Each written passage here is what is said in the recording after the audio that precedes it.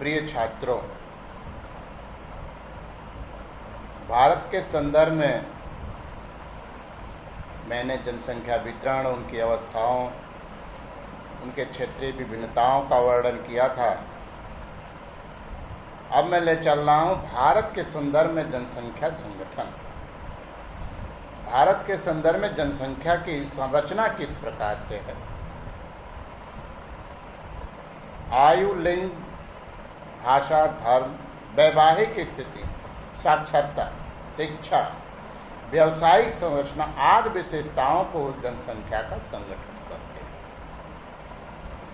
किसे जनसंख्या का संगठन कहते हैं? आयु, लिंग, भाषा, धर्म, वैवाहिक स्थिति, साक्षरता, व्यावसायिक संरचना आदि विशेषताओं को जनसंख्या का संगठन कहते हैं।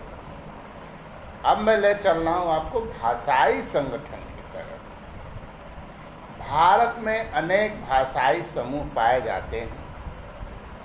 भारत का भाषाई सर्वेक्षण सन 1903 में गियर्सन ने किया था। किसने किया था? 1903 में गियर्सन। इनके अनुसार भारत में 179 भाषाएं तथा 544 बोलियां। भारतीय संविधान में 22 भाषाएं अनुसूचित हैं।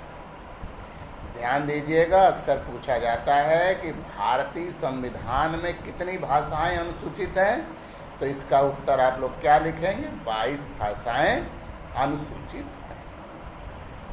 अब आता है धार्मिक संगठन। भारतवर्ष में हिंदू, मुस्लिम, ईसाई, सिख, बौद्ध, जैन कितने प्रतिशत हैं और किन क्षेत्रों में पाए जाते हैं? भारत में विभिन्न धर्मों के लोग निवास करते हैं, जैसा कि सभी जानते हैं। इसमें सर्वप्रथम आता है हिंदू समुदाय। वर्ष 2011 की जनगणना के अनुसार भारत में 79.80% हिंदू हैं। कितने परसेंट हिंदू हैं? 79.80, समथिंग 80% हिंदू हैं, जिनका संकेंद्रण कश्मीर, उत्तरी पूर्वी राज्यों और भारत बांग्लादेश सीमा को छोड़कर, किसको? जिनका संकेंद्रण कश्मीर, उत्तरी पूर्वी राज्यों और भारत बांग्लादेश सीमा को छोड़कर पूरे भारत में है। अब आता है दूसरा समुदाय है मुस्लिम समुदाय। वर्ष 2011 की जनगणना के अनुसार 14.23% मुस्लिम हैं। कितने प्रतिशत मुस्लिम हैं? 14.23% मुस्लिम हैं, जो वर्ष 2001 में 13.5% थे। और 2011 में कितने हो गए? 14.23%। इनका संकेंद्रण कश्मीर, पश्चिमी बंगाल, केरल, उत्तर प्रदेश, दिल्ली तथा लक्षद्वीप में है। कहाँ पर है? कश्मीर, पश्चिमी बंगाल, केरल, उत्तर प्रदेश, दिल्ली तथा लक्षद्वीप में है। ईसाई समुदाय। वर्ष 2011 की जनगणना के अनुसार इनकी जनसंख्या 2.3% है। ईसाई कितने प्रतिशत है? 2.3%। एक गोवा, केरल, मेघालय, मिजोरम, नागालैंड और मणिपुर में रहते हैं। कहाँ रहते हैं ईसाई? गोवा, केरल, मेघालय, मिजोरम, नागालैंड और मणिपुर में रहते हैं। अब आता है सिख समुदाय। 2011 की जनगणना के अनुसार इनका प्रतिशत 1.7 है। कितना? 1.7% सिख समुदाय के लोग हैं। ये पंजाब, हरियाणा और दिल्ली में रहते हैं। कहाँ रहते हैं? पंजाब, हरियाणा और दिल्ली में। अब आता है बौद्ध एवं जैन समुदाय।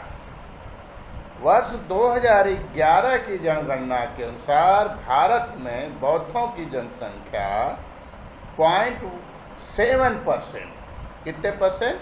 0.7%, 0.7%। कौन है? बौद्ध है। और जैनों की संख्या 0.4%, यानी 0.4%।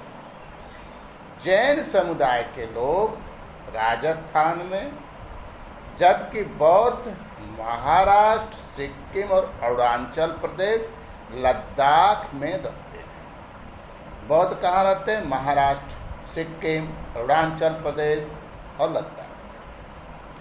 अन्य धार्मिक समुदायों में जरथुस्त्र जनजाति आदि है, जिनकी संख्या 0.7% है।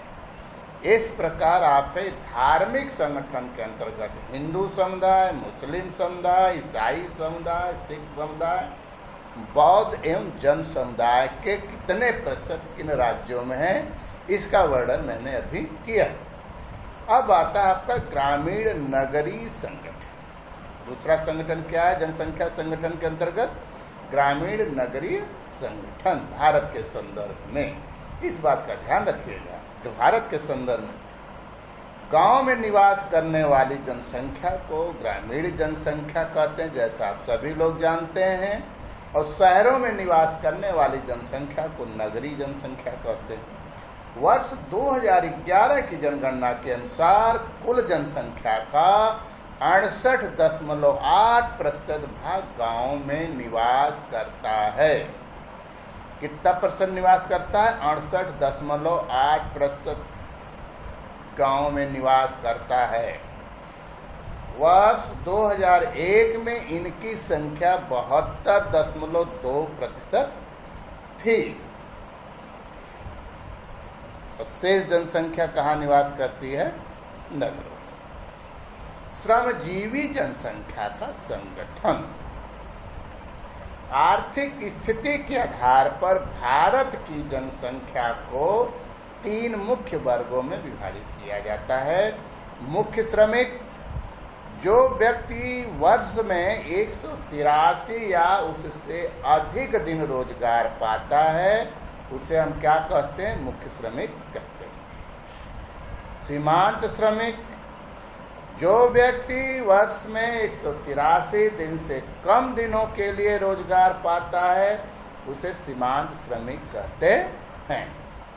अब आता है अश्रमिक, जो पूरे वर्ष अपने जीवन काल के लिए कार्य नहीं करता है।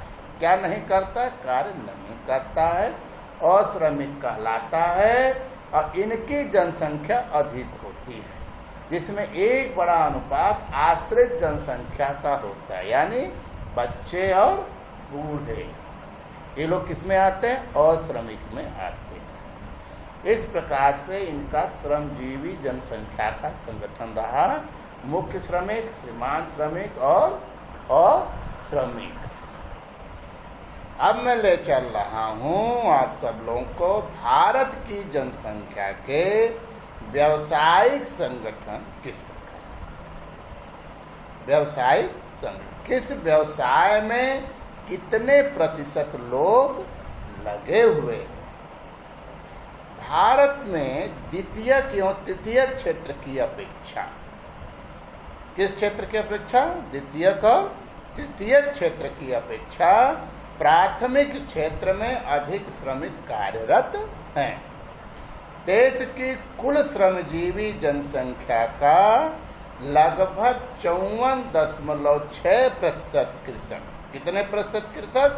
54.6% कृषक और कृषि श्रमिक। 3.8% घरेलू उद्योग श्रमिक।